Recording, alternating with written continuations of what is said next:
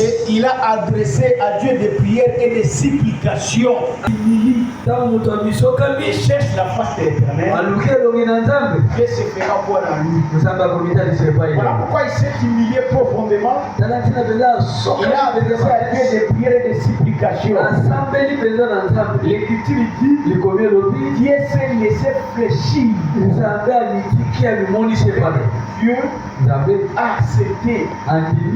Il a accepté de lâcher sa colère et de faire du bien à ce roi. Quel est le bien que Dieu lui a fait?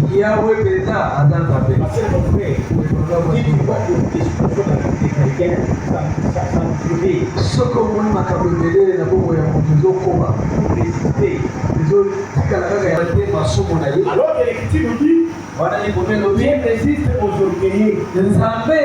Humilie-toi seulement. Si tu t'humilies, Dieu aussi se fera fléchir.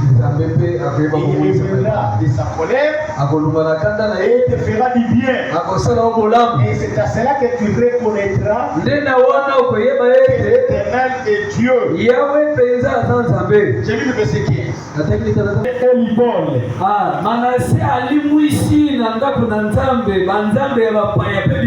Il renversa tous les autels qu'il avait battus sur la montagne de la maison de l'Éternel et à Jérusalem.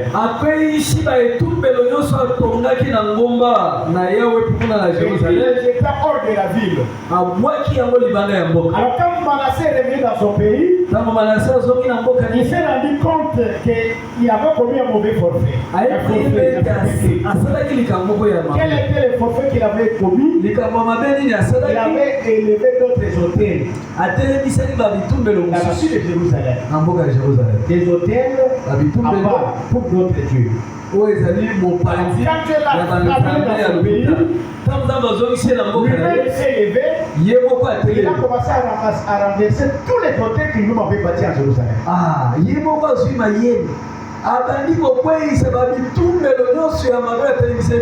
Il les a renversés et il est allé les jeter dehors de la ville. Voilà dans ta vie ou dans l'église, si nous avons érigé d'autres hôtels, si nous avions élevé d'autres doctrines, un autre évangile que Dieu ne connaît pas, il faut les renverser et les jeter en dehors de la vie. Il faut les mettre en dehors de ta vie. Seigneur, il fait partie l'autel de l'Éternel, grâce et de reconnaissance. Il ordonna à Juda de servir l'Éternel, le Dieu d'Israël.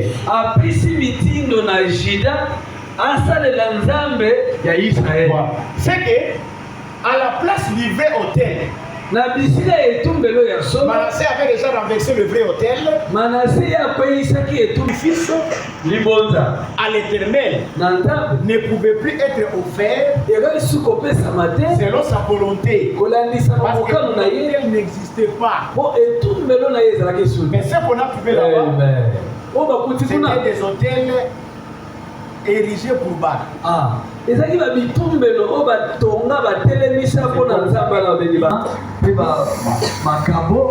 Donc s'il n'y a pas autel, on ne peut pas offrir à Dieu. Même si vous allez offrir, le sacrifice ne sera pas accueilli parce que l'autel n'existe pas. Voilà, nous avons besoin de rétablir l'autel dans ta vie et dans notre église. Pour que nous puissions savoir les liés que nous devons offrir à Dieu des sacrifices. Aujourd'hui dans l'évangile, notre holocauste s'est livré lui-même à Dieu.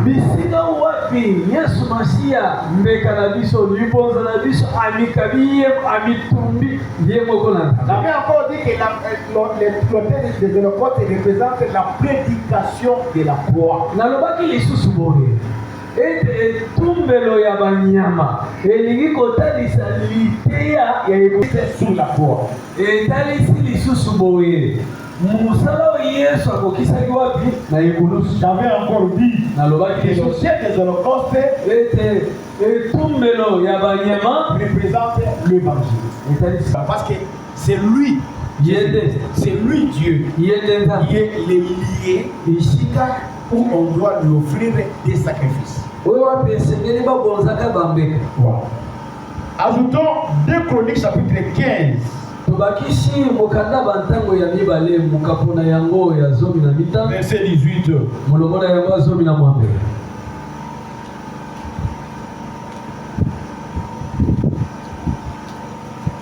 Deux Chroniques chapitre 15 verset 18. Mukanda bantango ya mibale mukapona yango ya zomi na mita mulomona yango zomi na mwambe. Deux Chroniques chapitre 15, c'est le verset 8. Verset 8. Deux Chroniques 15. Et la prophétie d'Obed les prophètes. Asa se fortifia. Et fit disparaître les abominations de tous les pays de Juda et de Benjamin. Et les villes qu'il avait prises dans la montagne d'Ephraïm. Il y restaura l'autel de l'Éternel qui était devant le portique de l'Éternel.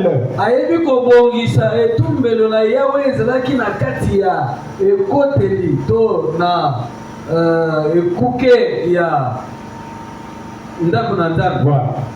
Selon cette écriture, l'autel des holocaustes était placé devant la portique de l'Éternel. Devant la portique de la maison de l'Éternel bâtie par Salomon. En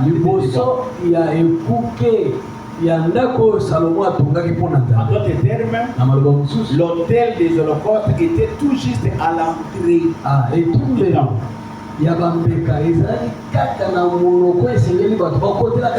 Alors, pourquoi seulement on avait placé au portique de la maison de l'Éternel?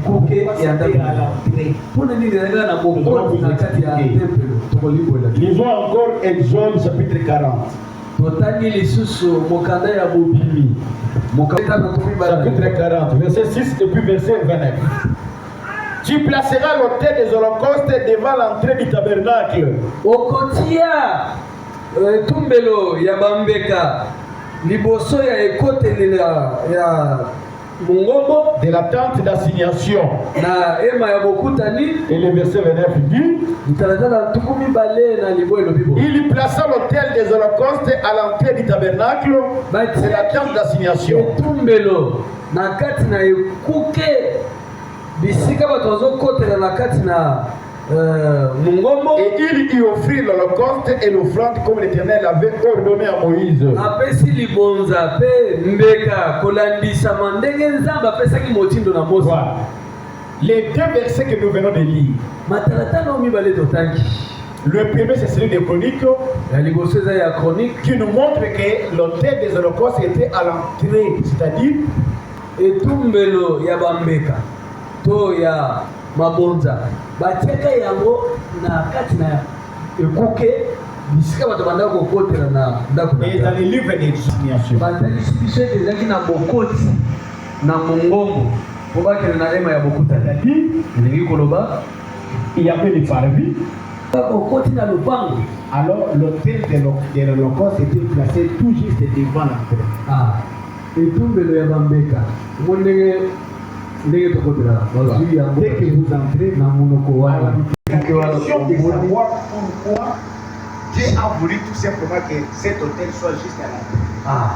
Siko mutu ezako pourquoi esengeli toyeba mpona nini nzambe atiakango na liboso te na atiakango kaka bisika bato bazokota. Il pouvait aussi mettre ça à l'intérieur du tabernacle, du sanctuaire. Nzambe pe akakokotisa yango na kati na yeba bokuta limuna pour que comme les tabernacles dans les sanctuaires lokola mungombo na kati na ngo ezana ba vous pouvez le voir. mutu moko komona ngo tu peux aussi faire ça.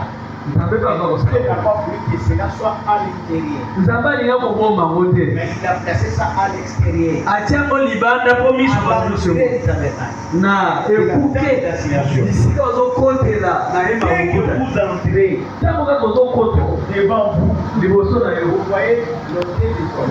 omoni mpenza etumbelo ya banyama Donc, eta il était laissé à la portée de tout le monde. Dans les temps, dans les paradis, na kati ya lupango dans les temples, to na kati na temple voyez abandai komona etumbelo ya bamabonza bible ezalaka na bokota. alors pourquoi seulement ça devait être à l'entrée? mpona nini sano mpona nini kaka batiako kaka na ekuke wana Vous devez savoir que cet hôtel esengelo etumbelo wana était pour l'expiation du péché.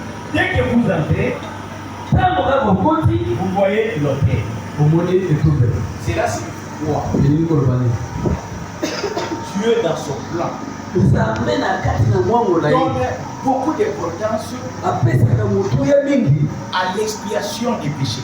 na ya motuya Ou c'est la chose qui était accorde une grande importance na motuya mingi dans l'église. na kati na eklesi Quand nous parlons de l'expiation, ntango tozolobela ngo etali kolongola nous lisumu voulons parler du pardon des péchés. tolingi Le péché, bolimbisi ya masumu c'est une étape la plus importante eza eteni moko ya monene makasi de toute la vie mpe bomoi mobimba que nous menons avec Dieu. oyo tozobikela elongo na nzambe La chose la plus importante, eloko mpenza motuya makasi c'est le pardon des péchés. eza bolimbisaka C'est masumu comme ça que Dieu wana a placé nzambe ça après.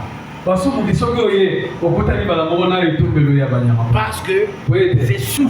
biso bansi Nous avons obtenu l'expiation de nos péchés. tozwa bolimbisaka ya Nous avons masumu obtenu le pardon de nos péchés. amen tozwa Voilà bolimbisaka pourquoi, masumu na biso dès que le peuple, ntango kaka libota le péché, basumuki vient à Christ, baye epai na vient à yesu Jésus, baye epai na et à yesu cet évangile, baye na sango la malamu oyo chose la plus importante, eloko nano ya c'est motuya l'expiation de ses péchés. eza nde bolimbisa na C'est masumu na le bango pardon de ses péchés. eza nde bolimbisa na masumu Il na doit bango savoir, parce que si Dieu ne nous pardonne pas, esengeli ayeba ete soki il ne nzambe fait pas alimbisi biso te l'expiation de nos péchés, nzambe alongoli lisumu na biso te nous ne serons pas aussi sauvés. tokobikisa mabe Voilà pourquoi le pardon des péchés, c'est la chose la plus importante. tala ntina bolimbisami ya masumu eza eloko moko ya motuya makasi Ceux qui avaient vécu baoyo bazwaka les kolimba jours de la Pentecôte, mokolo wapi molimo santo ekitaka écoutez ce que Pierre leur avait dit. yoka maye petelo alobaka na bango Ils ont dit à Paul, à Pierre plutôt, balobi na pierre et boye aux autres, mpe na bango oh mosusu frère,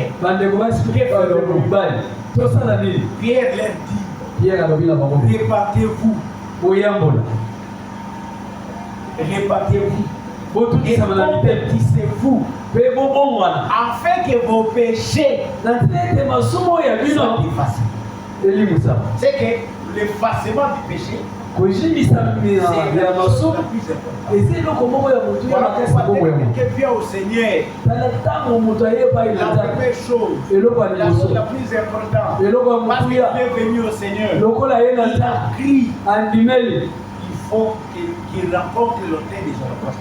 esengeli akutana na etumbelo ya Il nini ne peut ya pas moto sauter l'autel des holocaustes. akoki kopumbwe yango te te C'est-à-dire la croix de Christ.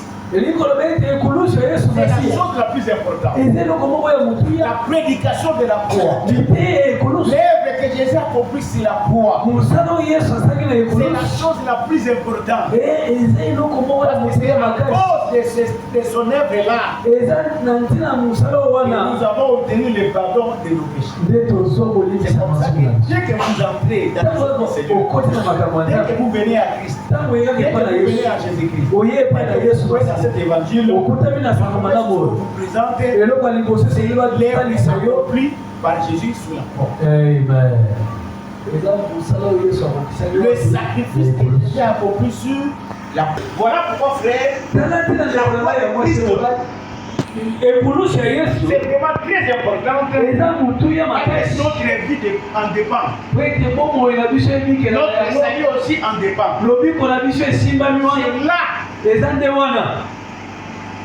que Dieu a fait expiation de nos péchés. nde nzambe andimi makiletanga. C'était là que nous avons reçu le pardon de nos péchés. Ezande wana bomo yekabama pobiso tozalini olibise Parce qu'on ne mabasho. peut pas venir à Jésus-Christ Okite moya Yesu qui Masia entre okoti sans passer par l'autel. olekite na itombe. Nous devons passer par l'autel. Le Seigneur le kana na itombe. Avant d'aller encore plus loin. Ah, ya mboke ne Mais musikana na d'abord par l'autel. bandana no koleka na itombe. Commencez d'abord par offrir sur l'autel. Bandana no kobonza likolo ya itombe. Voilà. Tina tosimisi koloba ete eza eloko moko ya motuya totalisi yo ntina nango mpona nini ezalaki na bokoti ya ndako na nzambe. Esengeli osimba Que ce soit du temps de Moïse, eza na eleko ya Mose, que ce soit à l'époque de Salomon. eza na eleko ya Salomo.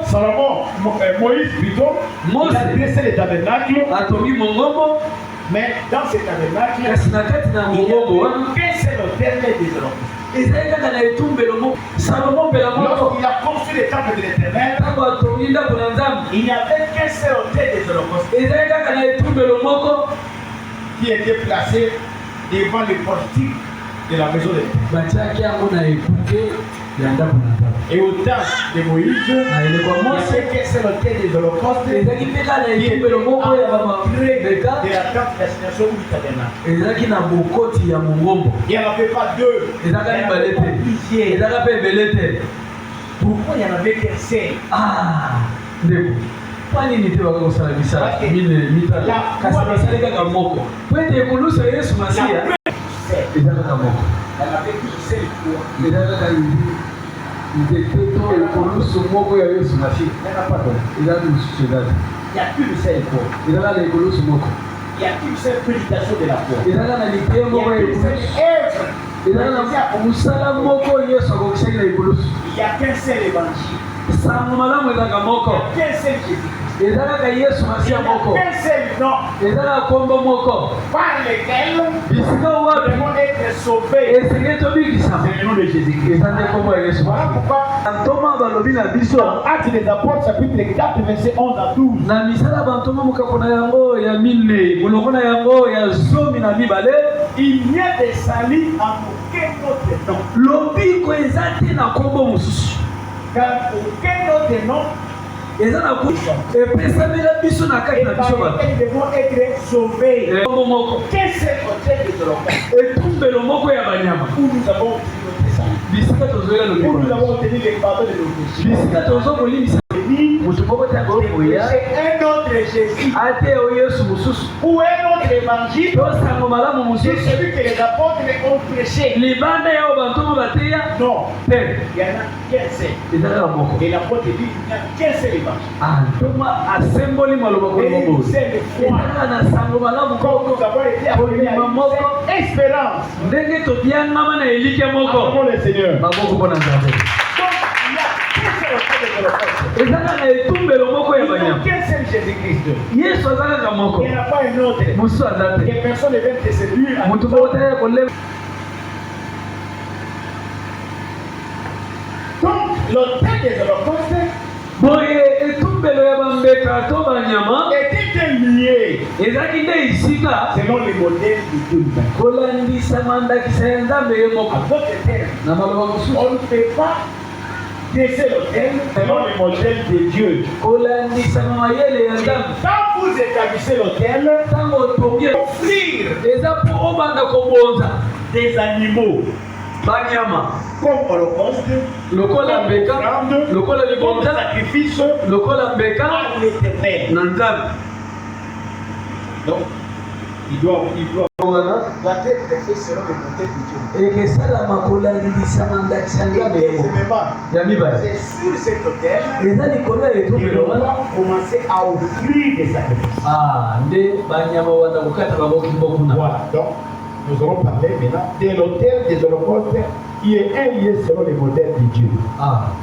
sikoyo tozokende kolobela etumbelo ya banyama oyo etelemisami kolandisama ndakisa to mayele ya Nzambe. Comme si nous lisons Exode chapitre 27, mpona yango totangi mokanda ya bopimi mokapona yango ya to mibale na sambo verset 1 à 8.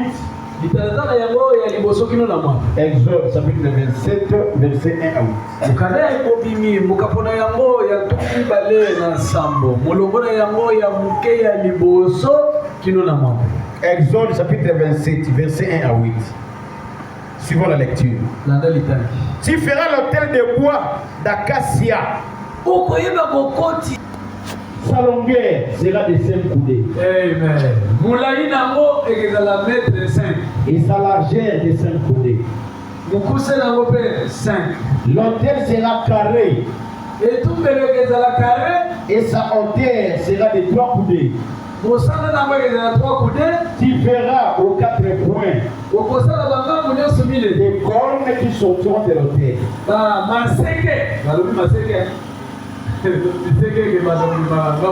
Et tu les couvriras des reins.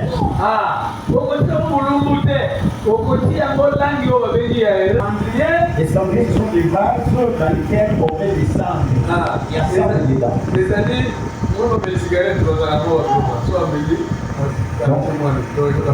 cendriers, des perles, des bassins, des fourchettes et des brasiers. Et tu mettras 4 anneaux des reins aux 4 coins du pays. Tu les placeras au-dessus du rebord de l'autel. À partir de l'autel, tu feras des barres pour l'autel. Des barres de bois d'acacia. Et des barres dans les anneaux. Et les barres seront aux 2 côtés de l'autel. Quand on les portera, tu le feras creux. Ah non, on les fera creux. Tu vois ici, c'est creux. Moi les boules. Voilà. Tu le feras creux. Avec les blanches. Il sera fait tel qu'il t'est montré sur la montagne. Amen.